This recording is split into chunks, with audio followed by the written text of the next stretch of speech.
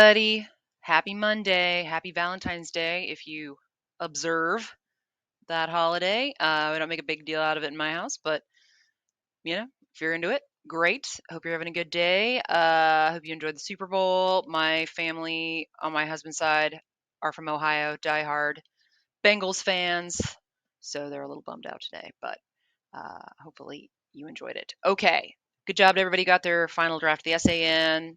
Watch their feedback video. I hope you found it helpful. We're going to do that for the other essays too, so I hope you enjoyed it. And I look forward to seeing the final drafts. So they were good drafts. Well done.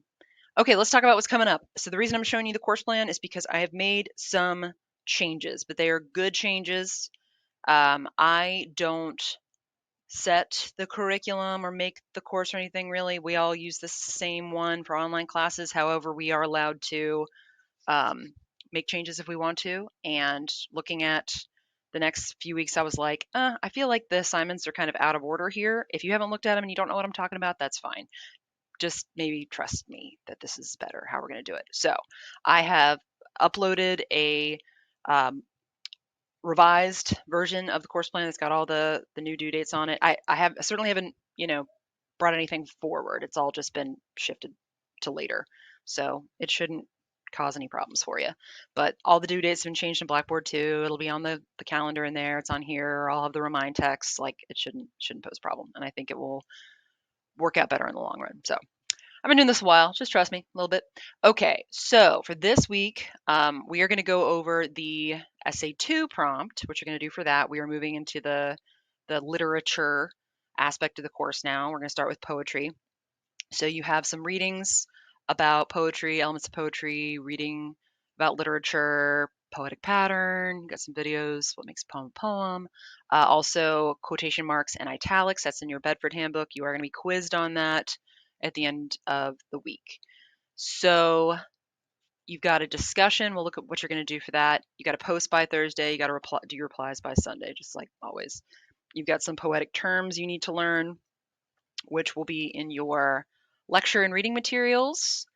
And then for the poetry, you are certainly welcome to read all of these because you are going to have to pick one to talk about for the essay too. So it's good to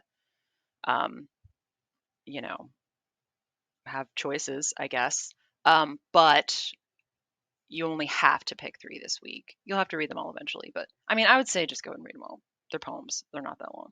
So some of them are in your Arguing About Literature book, and some of them are linked in Blackboard, and I'll show you that in a minute. So there's a whole list of them here. Again, I would just read them all because you're going to talk about in the discussion board one of the poems out of those 3 or all of them. Okay, and then the following week, you're going to have another discussion where you're going to talk specifically about these kinds of poetic devices you've been learning about over the 2 weeks. You're going to submit your brainstorming for essay 2. Originally, that was going to be due this week. That's one of the changes that I made. I was like, that's too soon. Like, they need to see the poems first and really kind of get in there and like vibe with it a little bit first before coming up with ideas for the essay. Just seemed too soon to me. So that's one of the changes I made. You've got an MLA review quiz. Again, you're going to pick from the poems, but probably a good idea to read them all. They're poems, they're not long. Some are in Blackboard, some are in Arguing About Literature. Okay, and then from there, just like it's the same basic format like with the last essay. You're going to do an outline. For this essay, you have to use the databases. So I am going to upload the link to that video I made about using the databases, and we'll talk more in the coming videos about specifically the kinds of literature databases that will be the most helpful to you. But having a general understanding of how to get in there and find stuff is really important moving forward. So I will link to that video. So if you have not watched it, it's not super duper long. Make sure you do because it's not optional. You gotta use the databases for this one. And no matter how much a student begs and says, there's nothing about my poem. That's not true. That's not true. If you run into walls on it, I'm here to help. I love a challenge when it comes to research. So hit me up and I'll be happy to help you. Okay. So those are the things that have been shifted around, kind of the big picture here. Again, I've uploaded this. If you have any questions, let me know. Or if anything looks funky, like it didn't get moved like it should have, Ultra can be a little bit obnoxious like that. So please let me know if you see anything that looks weird. I will Thank you profusely. Okay, so you've got lectures. That's in here. Module 6. Boop, boop, boop. Okay, that's the pleasure of poetic pattern. What makes a poem a poem? Definitely watch those because you're just going to be talking generally about poetry this week. So that'll give you some food for thought. The readings that I told you about are all here. Arguing about literature, Bedford, this is the stuff you're going to be quizzed on, and our poems. So these links go out to poems. If the links are broken or don't work, please let me know. I'll double check them, but sometimes they work for some people and not others. Don't use Microsoft Edge. That's all I'm going to say about that. Okay, so let's look at the big picture here for the essay before we look at the smaller assignments. Okay, poetry analysis. So same general length as the last essay, but this time you're going to write an evaluation of a poem you have read so far this semester in this class. So it needs to be a poem that is from our reading list. But any of the ones on the reading list provided are fair game. So you've got 1, 2, 3, 4, 5, 6, 7, 8, 9, 10, 11, 12, 13 to pick from. That's a pretty good range. Notice these are poems as well. They are in Arguing About Literature. Make sure you read those too.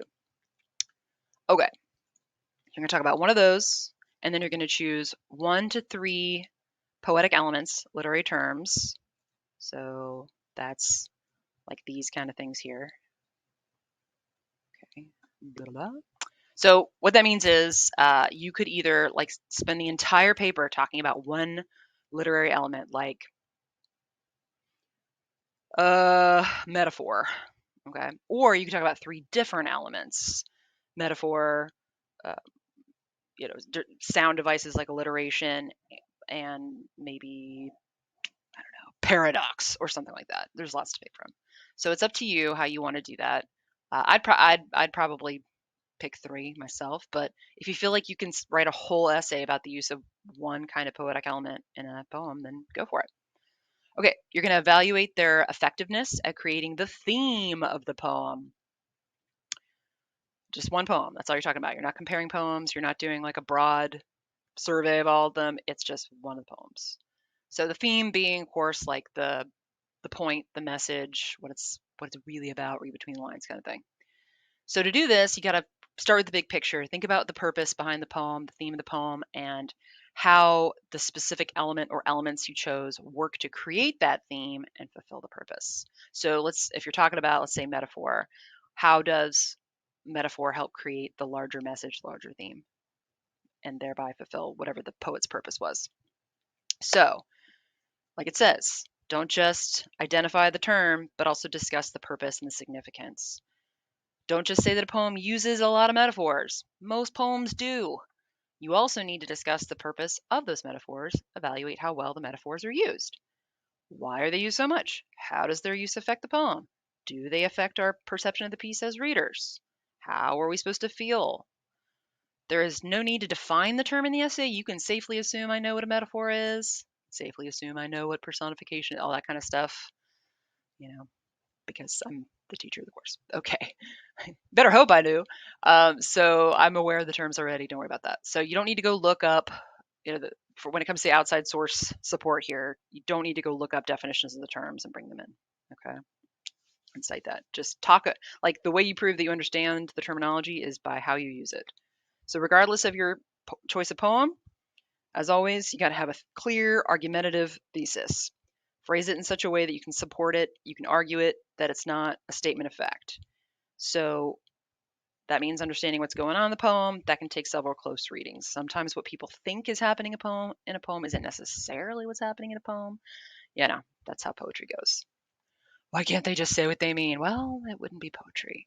It's like there's a really good quote that says, poetry is the clear expression of mixed feelings. And I like that quote a lot. Okay, so as always, thesis, something everyone may not agree with. So saying Maya Angelou's Still I Rise has lots of literary devices that support the theme. Okay, well, all poems do. All good poems do. It'd be better to say something like Angelou's unique use of metaphor in Still I Rise creates an uplifting, inspiring message for any reader, regardless of race or gender. Okay, so even though she is specifically talking about the experience of a woman of color, this person is arguing, no, the metaphors are pretty universal. I mean, they are special and unique to women of color, but also they can be understood and inspiring for anyone. But somebody could say the opposite and say, no, this is specifically supposed to be something special and unique for the Black female experience, and that was very intentional on Angelou's part. So, I mean, I think either argument is acceptable, and maybe that's what makes the poem so great, is that it works on a lot of levels. So, okay, same kind of thing, 3 body paragraphs. So, if you're talking about 3 different poetic elements, then that right there is sort of your format, right? That makes it pretty easy. Topic sentence. What literary element are you talking about? Or if you're talking about the same one the whole time, what aspect of the literary element are you focusing on in that paragraph? In-text citations, anytime you quote or paraphrase a source, including the poem. So you're going to be quoting from the poem, of course, and you need to make sure you cite that, and we're going to review how to do that correctly. We don't cite the page number because poems are typically less than a page. We do it differently, and I will show you how. Conclusion, same as always. Try to mirror. Don't just copy paste your thesis. Okay. Y'all are doing a good job on that. Outside sources. So you need at least 3 direct quotes from the poem in your paper. Okay, that's what makes literary analysis, is there has to be specific examples from the literature. We're going to talk about how to, what's called icing your quotes, introducing, citing, and explaining them to help showcase them and get like the most, analytical juice out of that orange, so to speak. And you're also going to use at least 1 outside source. Again, it has to be from the Greenwell Tech databases. That is not negotiable. You need to bring in at least 2 direct quotes from that source in the paper. But of course, you can paraphrase from it as much as you want, but just make sure you're citing everything. When in doubt, cite. Okay. The database source, I mean, you've got options. You might be able to find an article specifically about the poem. Some of the poems on the list have been extensively talked about for many decades, and there's lots of things written about them. If not, don't panic. There's probably a lot written about the author, if not the specific poem, and their work in general. Or if you want to find some additional information beyond just a general definition of, say, metaphor, whatever, you can do that. Are you going to be able to find an article that talks exactly about the things that you're talking about? Almost certainly not. And that's good, because that's not what we want to do here. You need to come up with your own ideas and interpretations and then go out and get support for them. So I'm here to help with that. But if you're looking for a unicorn source that says all the same things that you're saying, you're not going to find it probably. But that's good. That means you've got ideas of your own. You are adding to the academic conversation. Congratulations. Again, anything you're bringing in from outside sources, whether you put it in your own words or not, got to cite in text, got to have a works cited entry for each source. No more than 30% of the total essay can be, well, general rule is 10 to 15% of a research paper can be directly quoted from sources. That's not counting the poem, by the way. I'm talking this guy here. Any more than that, and you're overquoting. And if it goes over 30, then that can lead to failure of the assignment, because you're not really writing a paper at that point. You're just making what I like to call a Franken paper, copy pasting and just cobbling it together, and not really writing anything. Okay, you're going to stay in third person for this essay, just like with the last one. Don't talk about yourself. Don't talk about me. Talk about the poem and the poet and all that. So we're going to talk more about in-text and works cited and all that in the coming videos. I don't want this to get too long. We're going to look at an example essay just like last time. All that good stuff. Okay, so this one's worth more than the last one. It's worth 15%. Last one was worth 10. But, that's how it goes. Okay, so for this week, oh goodness, I don't want this to get too long. So for the discussion for this week, here's what you're going to talk about.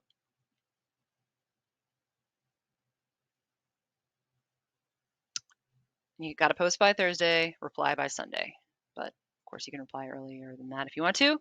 So you're going to choose one poem from this week's readings. So listed on the week 6. So it can be Dylan Thomas, it can be Shel Silverstein, it can be Hughes, it can be Hirsch, it can be Baca, it can be Tupac Shakur. Okay, any of those. Pick one, just based on which one you like the best, or maybe the one you dislike the least. So in the type of response box, you're going to talk, all you're going to do is talk about what you liked about the poem. I mean, it needs to be substantive though. You need to have something to say. So there's some food for thought questions here. You talk about how the sound of the poem affected you, your interpretation of the poem's message and how that affected you, images that you found interesting or alarming, how it helped you understand something you didn't know much about before, or made you think differently about something in your own life, your past experiences. Again, it's pretty wide open, but those are some things to get you started. You're encouraged to bring in quotes from the poem to support your thoughts. You don't have to worry about citing yet. Okay, we'll get to that later, so don't panic on that. But you do know how to use quotation marks. You do know how to directly quote stuff. So if you want to try quoting it, I'm sorry, if you want to try citing it and see if you get it right, I'll let you know. But if you don't for some reason, then it's okay. We'll deal with that later. So make sure though that the majority of your discussion is your own thoughts and words. The post itself has to be at least 100 words. Your 2 replies need to be at least 50 words each. Okay. So don't just say great job. But y'all don't do that. Y'all do a good job. Okay. And then you've got that quiz on quotation marks and italics due by Sunday. So now you know. Okay, everybody, keep up the great work. I will be working on getting y'all's essay ones graded in the coming days, so keep an eye out for that. Again, great job on the draft submitted, and the effort you put in was clear, and I hope the videos were helpful to you. And yeah, keep up the great work. Have a good week. Bye bye.